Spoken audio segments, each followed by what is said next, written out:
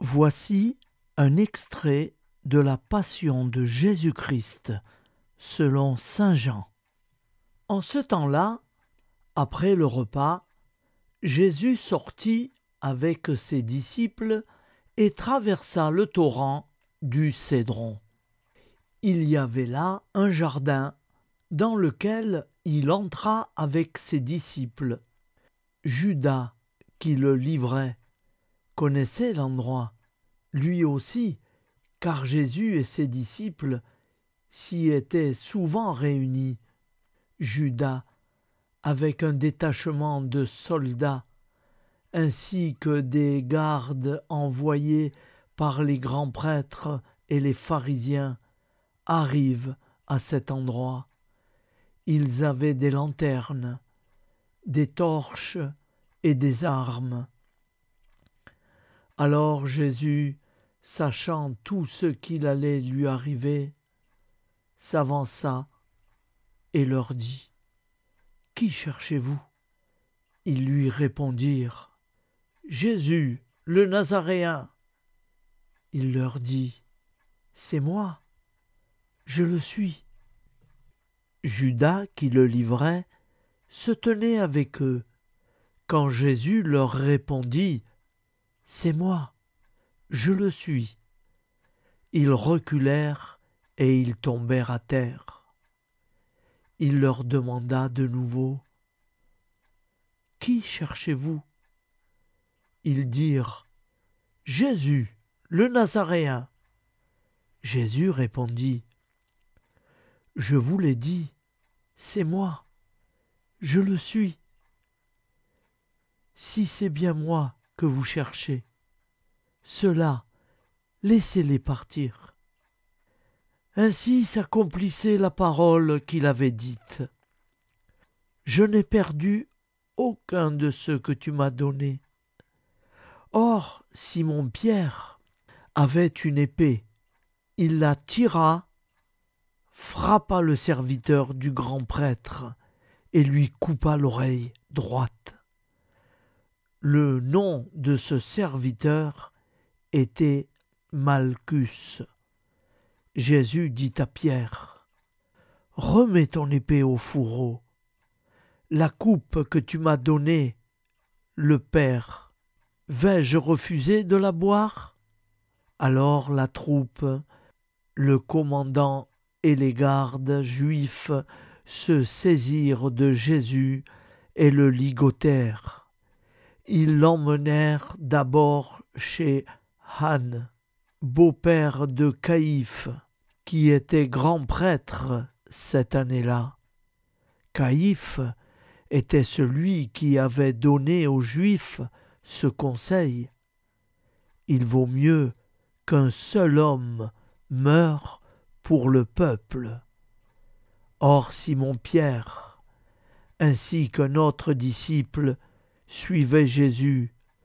Comme ce disciple était connu du grand prêtre, il entra avec Jésus dans le palais du grand prêtre. Pierre se tenait près de la porte, dehors.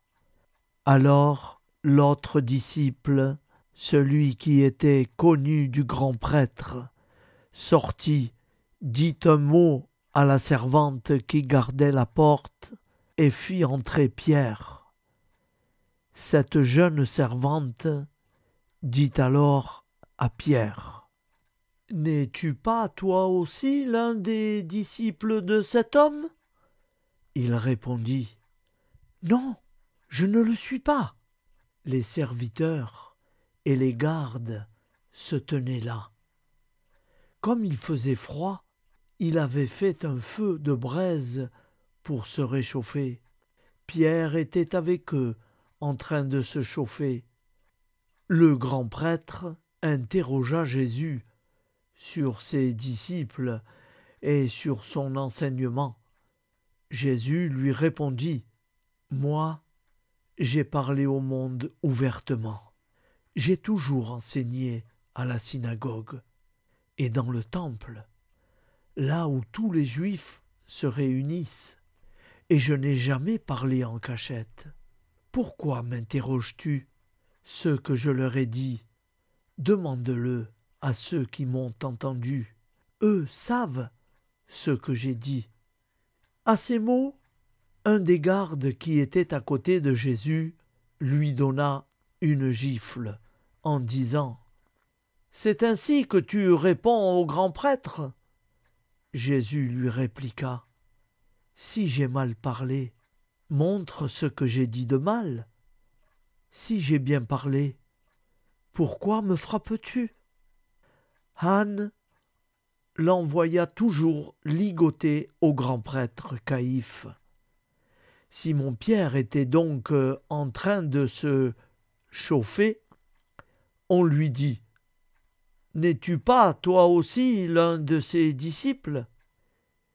Pierre le nia et dit « Non, je ne le suis pas. » Un des serviteurs du grand prêtre, parent de celui à qui Pierre avait coupé l'oreille, insista. « Est-ce que moi je ne t'ai pas vu dans le jardin avec lui ?» Encore une fois, Pierre le nia, et aussitôt un coq chanta. Alors on emmène Jésus de chez Caïphe au prétoire. C'était le matin. Ceux qui l'avaient amené n'entrèrent pas dans le prétoire pour éviter une souillure et pouvoir manger l'agneau pascal. Pilate sortit donc à leur rencontre et demanda « Quelle accusation portez-vous contre cet homme ?» Ils lui répondirent « S'il n'était pas un malfaiteur, nous ne l'aurions pas livré cet homme. » Pilate leur dit « Prenez-le vous-même et jugez-le suivant votre loi. » Les Juifs lui dirent « Nous n'avons pas le droit de mettre quelqu'un à mort. » Ainsi s'accomplissait la parole que Jésus avait dite pour signifier de quel genre de mort il allait mourir. Alors Pilate entra dans le prétoire. Il appela Jésus et lui dit « Es-tu le roi des Juifs ?» Jésus lui demanda « Dis-tu cela de toi-même, ou bien d'autres te l'ont dit à mon sujet ?» Pilate répondit « Est-ce toi le roi des Juifs ? Est-ce que je suis juif, moi ?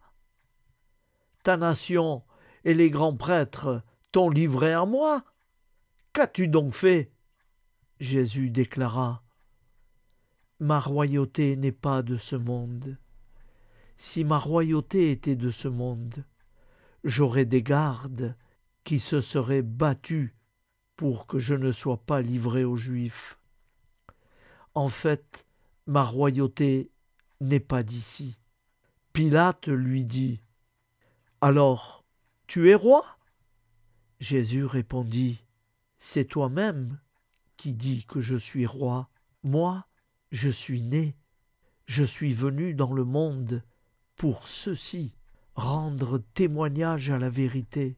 Quiconque appartient à la vérité, écoute ma voix. » Pilate lui dit « Qu'est-ce que la vérité ?» Ayant dit cela, il sortit de nouveau à la rencontre des Juifs, et il leur déclara « Moi, je ne trouve en lui aucun motif de condamnation. Mais chez vous, c'est la coutume que je vous relâche quelqu'un pour la Pâque. Voulez-vous donc que je vous relâche le roi des Juifs ?» Alors ils répliquèrent en criant « Pas lui, mais Barabbas !» Or, ce Barabbas était un bandit. Alors Pilate fit sortir Jésus pour qu'il soit flagellé. Les soldats tressèrent avec des épines une couronne qui lui posèrent sur la tête. Puis ils le revêtirent d'un manteau pourpre. Ils s'avançaient vers lui et ils disaient Salut à toi, roi des Juifs !» Et il le flagellait.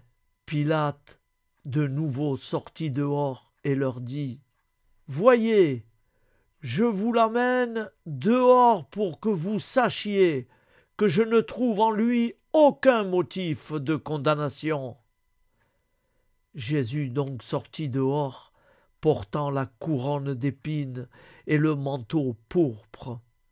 Et Pilate leur déclara : « Voici l'homme !» Quand ils le virent, les grands prêtres et les gardes se mirent à crier : « Crucifie-le ! Crucifie-le ! » Pilate leur dit : « Prenez-le vous-même et crucifiez-le. Moi, je ne trouve en lui aucun motif de condamnation. » Et ils répondirent : « Nous avons une loi, et suivant la loi, il doit mourir, parce qu'il s'est fait fils de Dieu. » Quand Pilate entendit ces paroles, il redoubla de crainte. Il entra dans le prétoire et dit à Jésus : « D'où es-tu » Jésus ne lui fit aucune réponse. Pilate lui dit alors : « Tu refuses de me parler à moi ? Ne sais-tu pas que j'ai le pouvoir de te relâcher et pouvoir te crucifier ?» Jésus répondit : « Tu n'as aucun pouvoir sur moi si tu ne l'avais reçu d'en haut. C'est pourquoi celui qui m'a livré à toi porte un péché plus grand. » Dès lors, Pilate cherchait à le relâcher. Mais des Juifs se mirent à crier : « Si tu le relâches, tu n'es pas un ami de l'empereur. Quiconque se fait roi s'oppose à l'empereur. » En entendant ces paroles, Pilate emmena Jésus dehors. Il le fit asseoir sur une estrade, au lieu dit le dallage, en hébreu Gabbatha. C'était le jour de la préparation de la Pâque. Vers la 6e heure, environ midi, Pilate dit aux Juifs : « Voici votre roi !» Alors ils crièrent : « À mort ! À mort ! Crucifie-le !» Pilate leur dit : « Vais-je crucifier votre roi ?» Les grands prêtres répondirent : « Nous n'avons pas d'autre roi que l'empereur. » Il leur livra Jésus, qu'il soit crucifié. Ils se saisirent de Jésus, et lui-même, portant sa croix, sortit en direction du lieu dit le crâne, ou calvaire, qui se dit en hébreu Golgotha. C'est là qu'ils le crucifièrent, et 2 autres avec lui, l'un de chaque côté, et Jésus au milieu. Pilate avait rédigé un écriteau qu'il fit placer sur la croix. Il était écrit : « Jésus, le Nazaréen, roi des Juifs. » Beaucoup de Juifs lurent cet écriteau parce que l'endroit où l'on avait crucifié Jésus était proche de la ville et que c'était écrit en hébreu, en latin et en grec. Alors les grands prêtres des Juifs dirent à Pilate : « N'écris pas, roi des Juifs, mais cet homme a dit : Je suis le roi des Juifs. » Pilate répondit : « C'est ce que j'ai écrit, je l'ai écrit. » Quand les soldats eurent crucifié Jésus, ils prirent ses habits, ils en firent 4 parts, une pour chaque soldat. Ils prirent aussi la tunique. C'était une tunique sans couture, tissée tout d'une pièce de haut en bas. Alors ils se dirent entre eux : « Ne la déchirons pas, désignons par le sort celui qui l'aura. » Ainsi s'accomplissait la parole de l'Écriture. Ils se sont partagés mes habits. Ils ont tiré au sort mon vêtement. C'est bien ce que firent les soldats. Or, près de la croix de Jésus se tenait sa mère et sa sœur et la sœur de sa mère, Marie, femme de Cléophas, et Marie-Madeleine. Jésus, voyant sa mère et près d'elle le disciple qu'il aimait, dit à sa mère: « Femme, voici ton fils. » Puis il dit au disciple: « Voici ta mère. » Et à partir de cette heure-là, le disciple l'a pris chez lui. Après cela, sachant que tout désormais était achevé pour que l'écriture s'accomplisse jusqu'au bout, Jésus dit: « J'ai soif. » Il y avait là un récipient plein d'une boisson vinaigrée. On fixa donc une éponge remplie de ce vinaigre à une branche d'hysope, et on l'approcha de sa bouche. Quand il eut pris le vinaigre, Jésus dit: « Tout est accompli. » Puis il inclina la tête, il remit l'esprit. Ici, frères et sœurs, on fléchit le genou et on s'arrête un instant.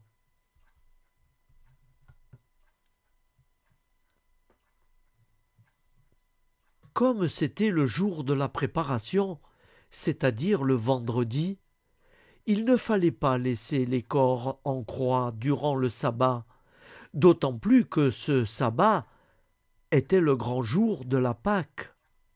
Aussi les Juifs demandèrent à Pilate qu'on enlève les corps après leur avoir brisé les jambes. Les soldats allèrent donc briser les jambes du premier, puis de l'autre homme crucifié avec Jésus. Quand ils arrivèrent à Jésus, voyant qu'il était déjà mort, ils ne lui brisèrent pas les jambes. Mais un des soldats, avec sa lance, lui perça le côté, et aussi il en sortit du sang et de l'eau. Celui qui a vu rend ce témoignage, et son témoignage est véridique. Et celui qui sait qu'il dit vrai, afin que vous aussi vous croyiez, cela, en effet, arrivera pour que s'accomplisse l'Écriture.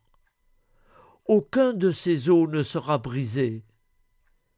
Un autre passage de l'Écriture dit encore: ils lèveront les yeux vers celui qu'ils ont transpercé.